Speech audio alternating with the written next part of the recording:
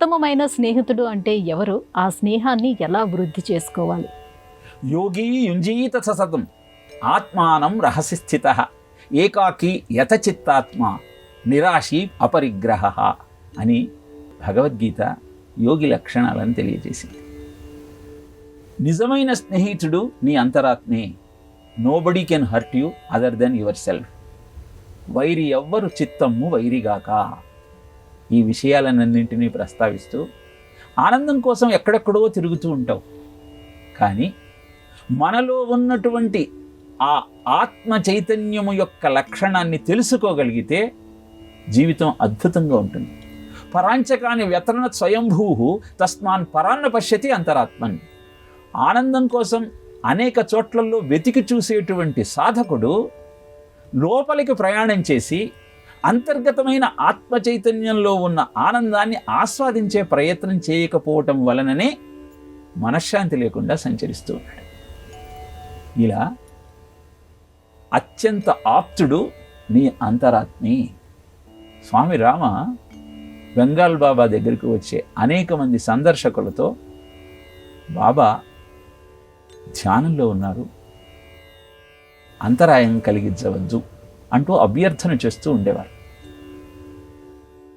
అనేక మంది భక్తులు, అధికార హోదాలలో ఉన్నటువంటి రాజకీయ నాయకులు కూడా అక్కడికి వస్తూ ఉండేవారు.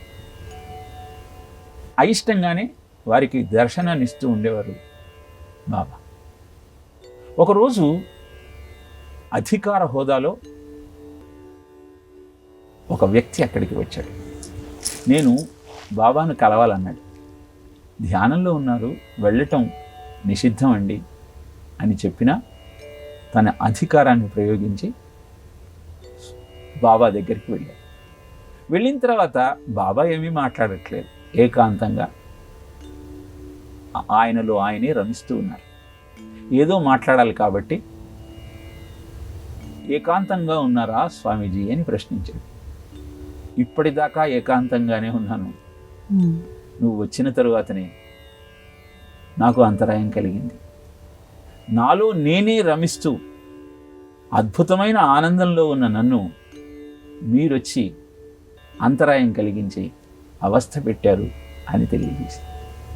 ఇలా యోగి అయినవాడు తనలో ఉన్నటువంటి చైతన్యాన్ని గుర్తించటం కోసం నిరంతరం పరిశ్రమిస్తూ యుంజీత సతతం ఆత్మానం రహసి స్థిత, రహస్య స్థానంలో ఉంటూ ఏకాకి ఒక్కడే యతచిత్తాత్మ దృఢమైనటువంటి చిత్తంతో జీవితాన్ని కొనసాగిస్తాడు.